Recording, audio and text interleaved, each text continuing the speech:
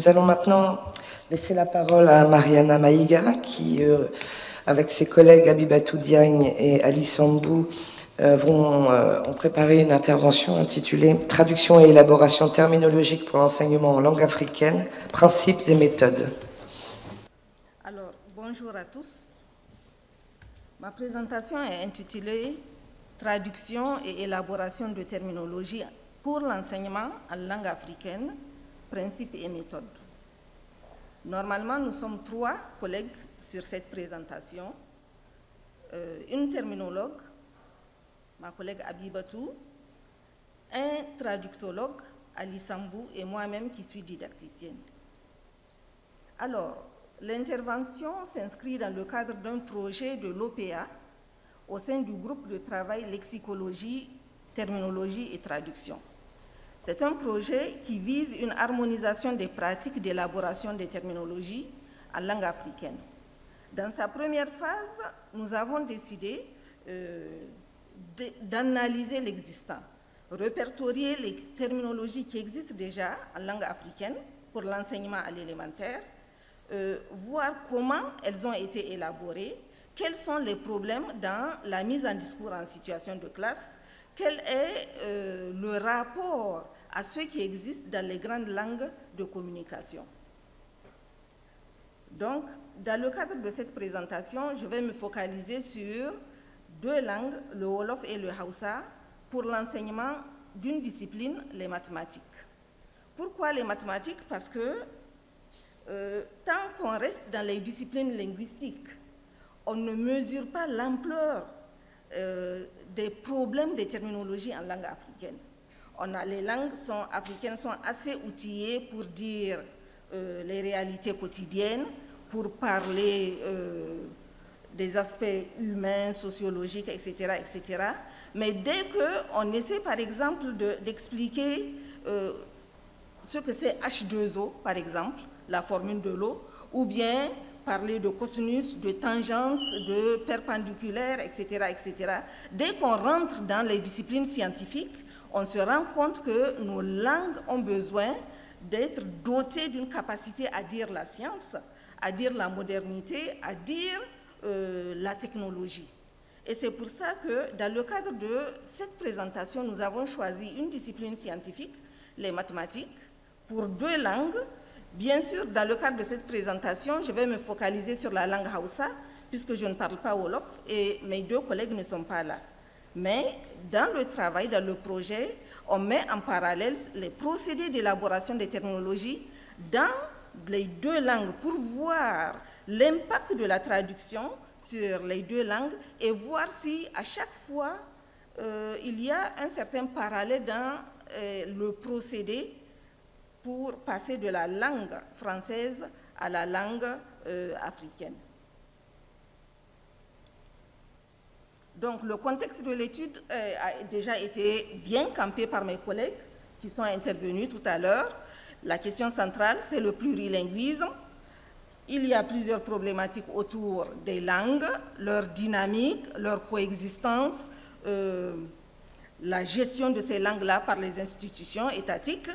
Et en un mot, le problème, c'est un problème de valorisation des langues africaines, des langues locales en général, et pour l'Afrique, la valorisation des langues locales africaines et leur promotion. Dans le groupe de travail, nous faisons la différence entre l'aspect valorisation, qui concerne les aspects idéologiques, questions d'identité et de représentation, avec les aspects promotion, qui sont plus axés sur la description, la normalisation, la standardisation et la modernisation des langues africaines. Et justement, le meilleur outil, l'un des meilleurs outils, pour ne pas mentir, de promotion des langues locales, c'est l'enseignement. Et c'est pour ça que nous avons travaillé sur une langue, sur une terminologie, ou bien des terminologies, dans le cadre de l'enseignement-apprentissage. Donc, la situation dans beaucoup d'États africains, c'est que les gens ont compris qu'il faut impérativement développer les langues, pas parce qu'on veut les développer, mais parce qu'on s'est rendu compte que les langues locales sont un outil indéniable dans le développement à la base. Je parle de développement à la base, ça veut dire faire, disons, appeler les populations à la base, les populations locales, à participer aux politiques publiques du pays. Travailler dans le secteur, participer à développer le secteur de l'eau, l'agriculture, etc., etc. Il faut bien que la connaissance arrive à ces populations-là dans des langues qu'elles comprennent.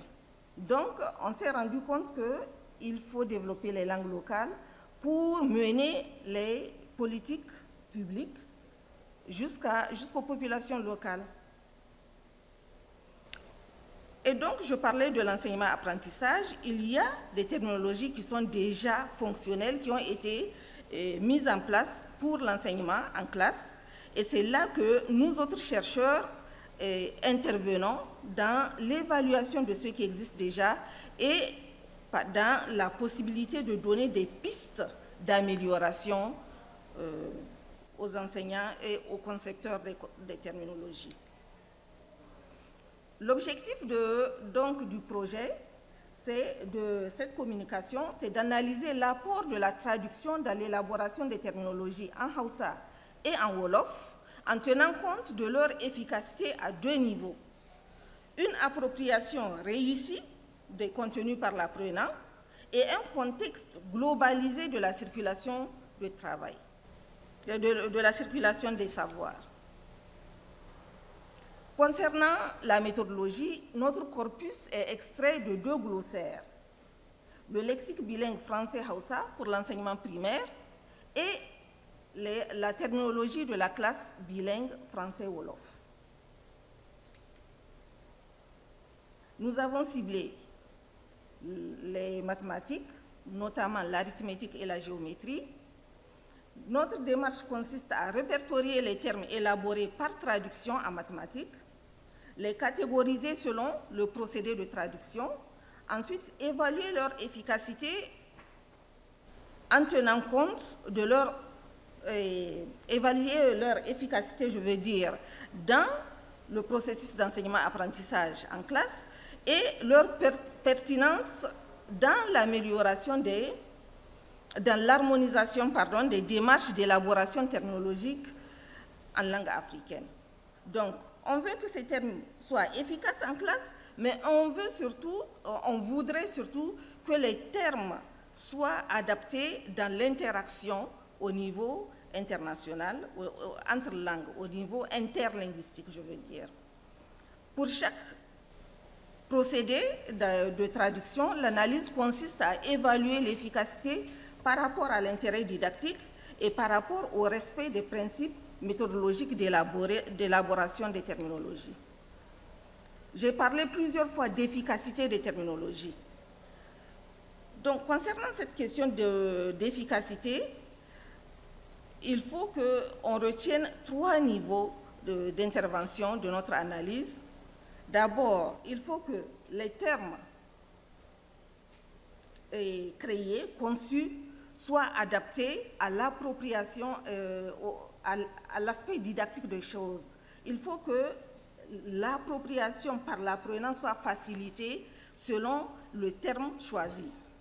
Il faut aussi que ça soit adapté au contenu véhiculé. On ne peut pas choisir un terme qui ne reflète pas la nature du contenu véhiculé. Ensuite, il faut une adaptation au contexte. Et dans le contexte, nous avons le domaine. Donc, le terme doit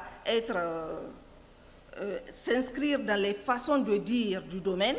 Il y a la culture. On sait que la sensibilité culturelle peut bloquer l'accès ou l'acceptabilité de certains termes. Et il y a aussi les standards internationaux. Il faut que le terme s'adapte aux standards internationaux et qu'il se comporte bien dans la circulation du savoir au niveau international.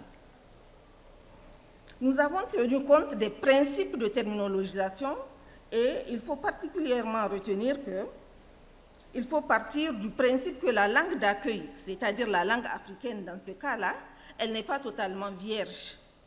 Donc, plutôt que d'emprunter systématiquement, il faut voir dans quelle mesure on peut utiliser, déjà 2 minutes, dans quelle mesure on peut utiliser le potentiel de la langue cible. Il faut éviter de forger de nouveaux mots, garantir une consistance quant à la formation et à l'origine des termes. Il faut aussi tester le terme auprès d'un grand public. Je vais aller très vite. Les procédés de traduction, nous avons le calque, l'emprunt, l'explication et l'adaptation. Voilà. Donc,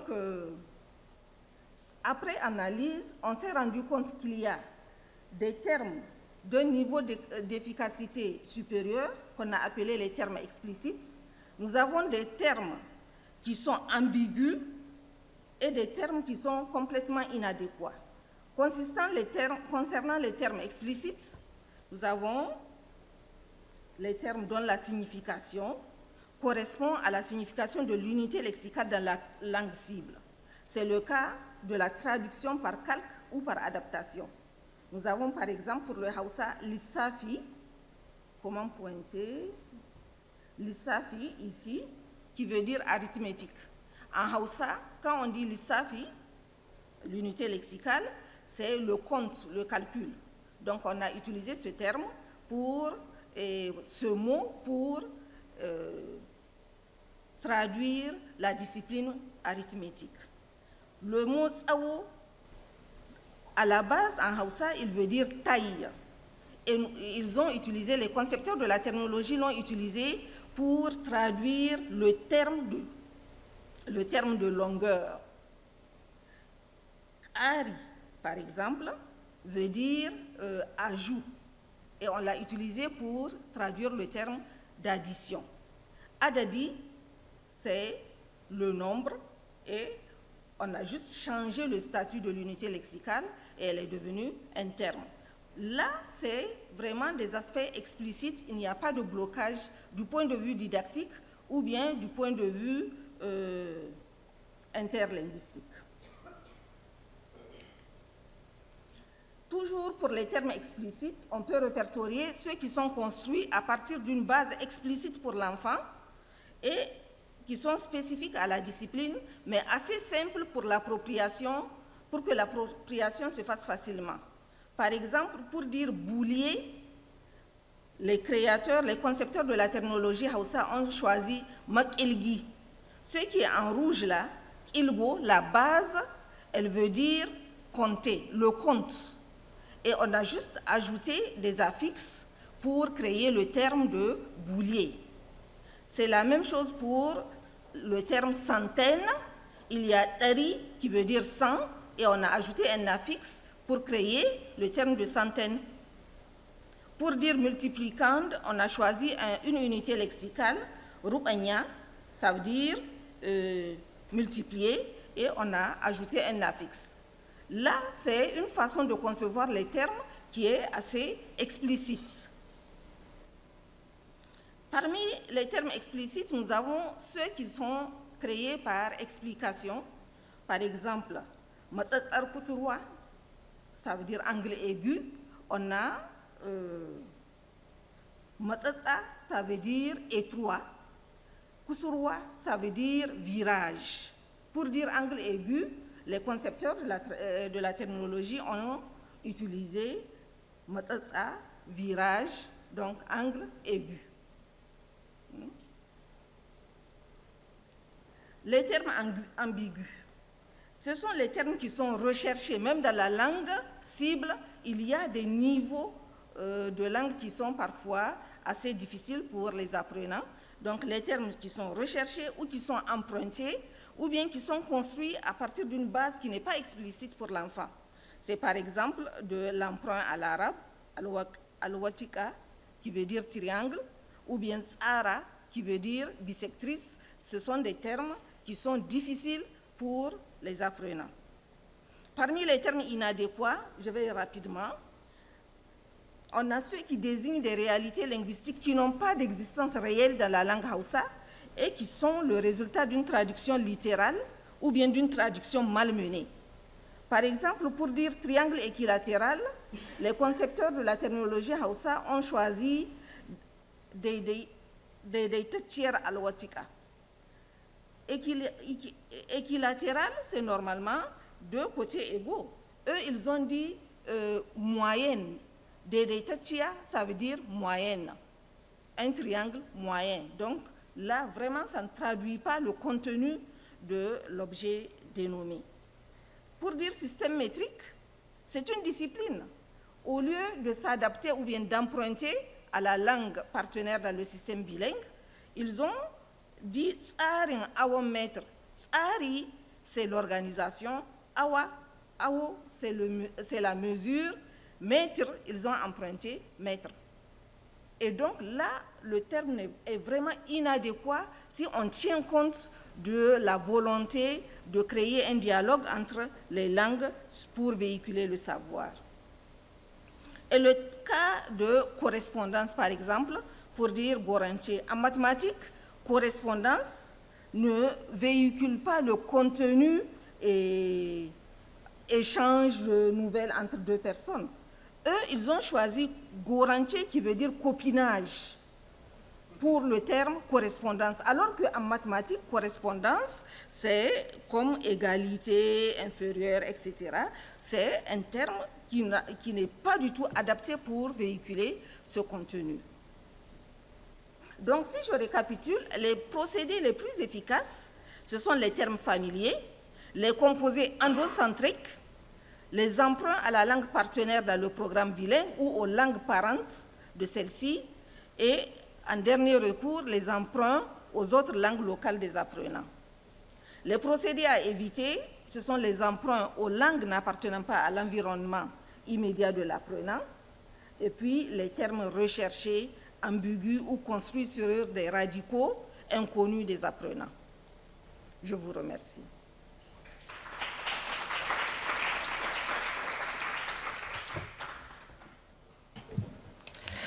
Merci Mariana pour cette présentation.